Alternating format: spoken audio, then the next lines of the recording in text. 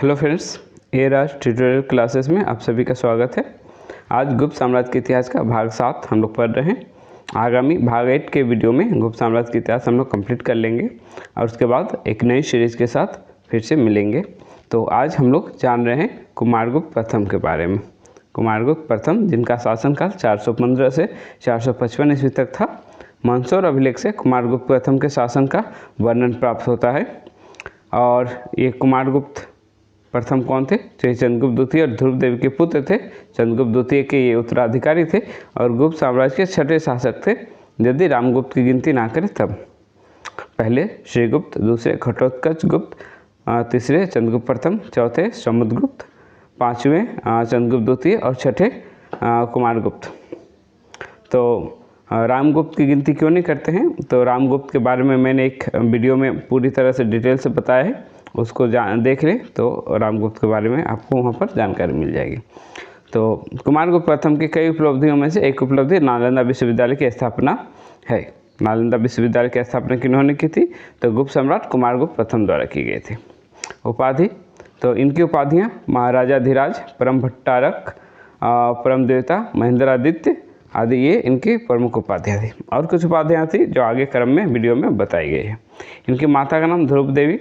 कुमारगुप्त ने बड़ी संख्या में सोने की मुद्राएं जारी करवाई। कुमारगुप्त द्वारा सोने की मुद्राएं काफ़ी संख्या में जारी करवाई गई है और जिनसे काफ़ी कुछ जानकारियाँ भी मिलती है, आगे बताया है मैंने। चंद्रगुप्त द्वितीय के अंतिम अभिलेख 412 ईस्वी के हैं तथा कुमारगुप्त के शुरुआती अभिलेख 415 ईस्वी के हैं। ठीक है, तो जिससे पता चलता है कि लगभग 415 ईस्वी में कुमारगुप्त प्रथम गुप्त वंश के सिंहासन पर आरूढ़ हुए थे। ठीक है, तो कुमारगुप्त प्रथम का शासनकाल यहाँ मैंने ऊपर में बताया हुआ है, जो कि है 415 से 455। इस बात की पुष्टि यहाँ भी होती है। ठीक है, तो कुमारगुप्त का नाम अगर हम लोग देखें तो कुमारगुप्त का नाम शक्रादित्य भी बताया गया है। ये शक्रादित्य नाम उन्हें हेनसांग के द्वारा दिया गया है। हेनसांग के बारे में मैं अगले वीडियो में डिटेल से लाऊंगा, फाहियान हेनसांग के बारे में। कुमारगुप्त के सिक्कों में उन्हें श्री महेंद्रा, महेंद्र सिम्हा और अश्वमेघ महेंद्रा नाम से भी संबोधित किया गया। तो ये भी उनकी उपाधियाँ हैं। ठीक है, तो आगे बताएं। इन्होंने अपने विरासत वाले क्षेत्र का नियंत्रण बनाए रखा, जो पश्चिम में गुजरात से लेकर पूर्व में बंगाल तक फैला हुआ है। पश्चिम में गुजरात से लेकर पूर्व में बंगाल तक जो पूरा भारत का सीमा रेखा है अभी, और वो गुप्त शासक कुमारगुप्त प्रथम के समय में भी था। कुमारगुप्त प्रथम ने अपने दादा समुद्रगुप्त और पिता चंद्रगुप्त द्वितीय से विरासत में एक विशाल साम्राज्य को प्राप्त किया। इस समय गुप्त साम्राज्य की समृद्धि शिखर पर थी।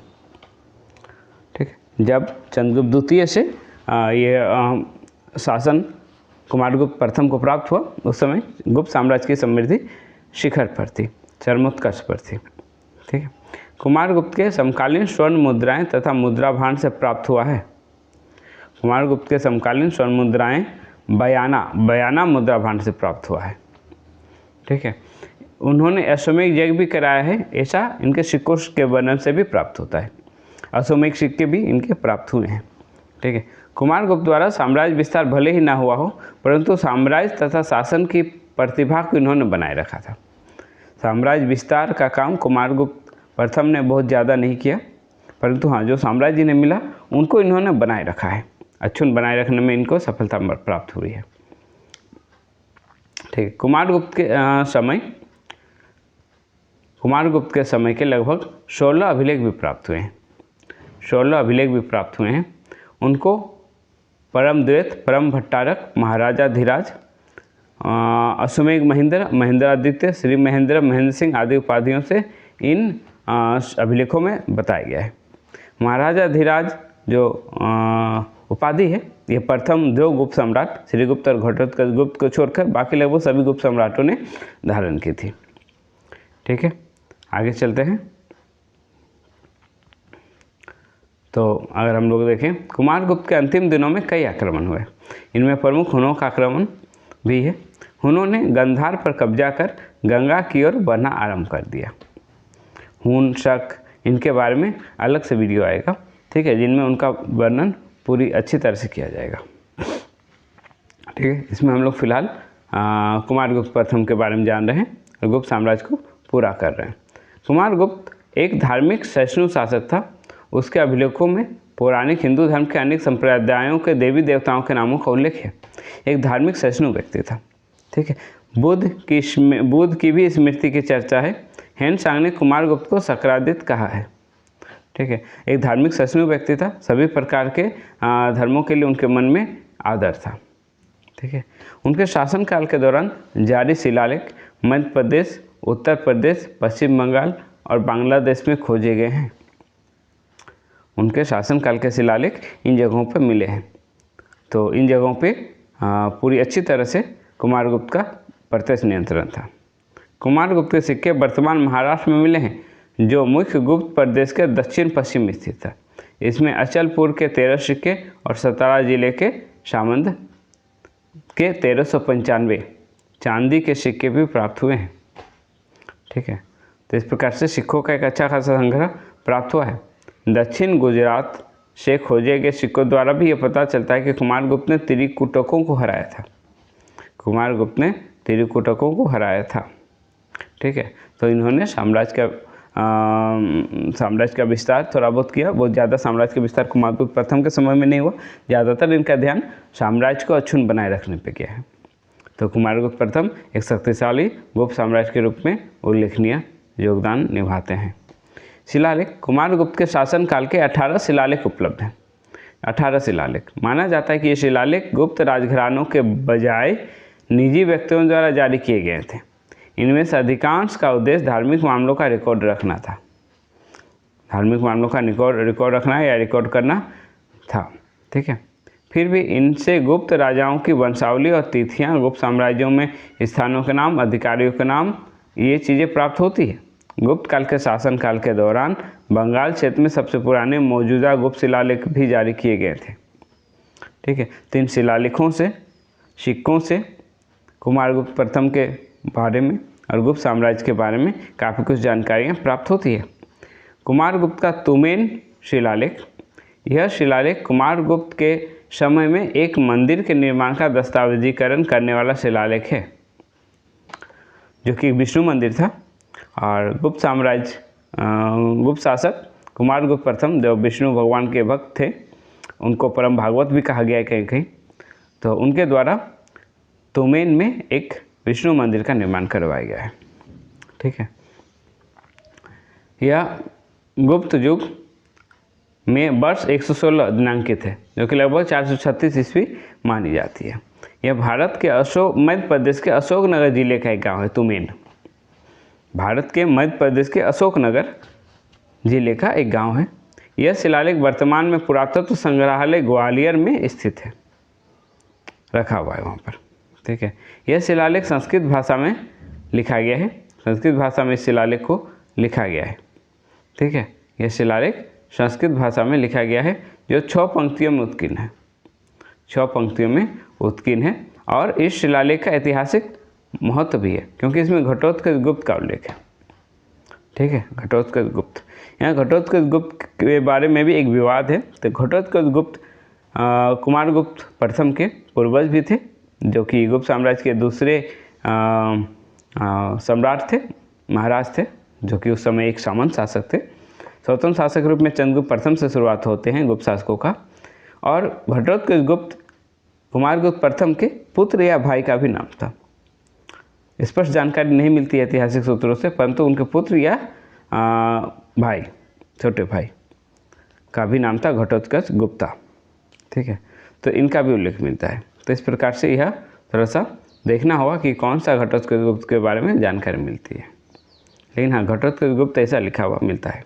ठीक है, कुमारगुप्त के शासनकाल के दौरान शैववाद, वैष्णववाद, बौद्ध धर्म और जैन धर्म सहित विभिन्न धर्मों का विकास हुआ। जैसे कि मैंने कहा था कि कुमारगुप्त प्रथम एक धार्मिक सहिष्णु व्यक्ति थे, ऐसा हेनसांग द्वारा भी बताया गया है। कुमारगुप्त के चांदी के सिक्के उन्हें भगवान विष्णु के भक्त, जिसमें परम भागवत या भागवत के रूप में वर्णित किया गया है, बताते हैं। उनके सोने, चांदी और तांबे के सिक्कों पर विष्णु के वाहन गरुड़ का भी चित्र है।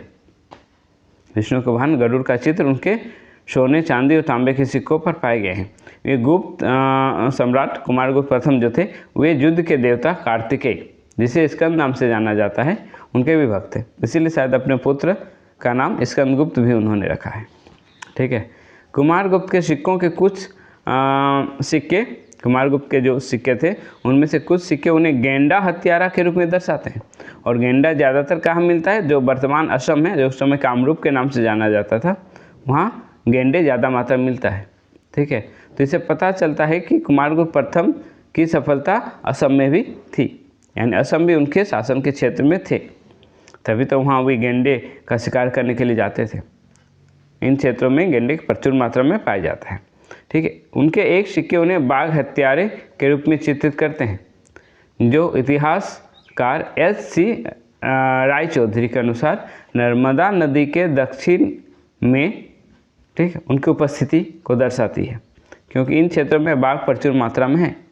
हालांकि इतिहासकार S.R. गोयल सिक्का आधारित इन बातों को काल्पनिक बताते हैं, इन पर ज़्यादा विश्वास नहीं किया जा सकता है, ऐसा S.R. गोयल साहब बताते हैं। कुमारगुप्त ने चीन के लियू शुंग के सम्राटों के साथ राजनीतिक संबंध भी स्थापित किए थे। चीन के साथ राजनीतिक संबंध भी था। घटोत्कच गुप्ता ने कुमारगुप्त के शासनकाल के दौरान एरन क्षेत्र पर शासन किया था। यह घटोत्कच गुप्ता जो है उनके पूर्वज नहीं, बल्कि यह कुमारगुप्त प्रथम का पुत्र या भाई था। शाही परिवार का व्यक्ति था, जो कि कुमारगुप्त का समकालीन था, तो उनका पुत्र या भाई था। ठीक है। एरन क्षेत्र कहाँ है? तो एरन क्षेत्र मध्य प्रदेश के सागर जिले में प्राचीन शहर और पुरातात्विक स्थल है। यहाँ 5वीं और 6ठी शताब्दी में गुप्त युग के मंदिर और स्मारक पाए जाते हैं। ठीक है। तो आज का क्लास इतना ही। अगले क्लास में हम लोग गुप्त साम्राज्य को पूरी तरह से समाप्त करने का प्रयास करेंगे, क्योंकि अब हमें एक नया सीरीज भी शुरू करना है। इसके बाद हम लोग सिंधु घाटी सभ्यता से लेकर सीरियल वाइज पूरे इतिहास को जानेंगे। गुप्त साम्राज्य के इतिहास से मैंने चैनल की शुरुआत की, जो कि गुप्त साम्राज्य भारत का सबसे शक्तिशाली साम्राज्य में से था। ठीक, काफ़ी इंटरेस्टिंग है इनका कहानी, इसीलिए इससे मैंने शुरुआत किया। आगे चलकर सिंधु घाटी सभ्यता से एक सीरीज़ के रूप में शुरू करेंगे और पूरा भारतीय इतिहास को बताएंगे। बोर्ड और कैमरा सेटअप वगैरह भी लगने वाला है, तो इसके बाद बोर्ड के साथ भी फेस टू फेस क्लास में आएंगे। कोशिश करेंगे जल्द से जल्द लाइव क्लास भी शुरू करेंगे किसी टाइम में। तो सारी चीज़ें होंगी यहाँ राष्ट्रीय ट्यूटोरियल क्लासेस यूट्यूब चैनल के अंतर्गत। तो आप लोगों से एक ही आग्रह है कि तब तक चैनल को सब्सक्राइब कर दें और वीडियो को शेयर, लाइक और कमेंट करें। ठीक है। आप सबके सपोर्ट के लिए बहुत बहुत धन्यवाद। चलिए।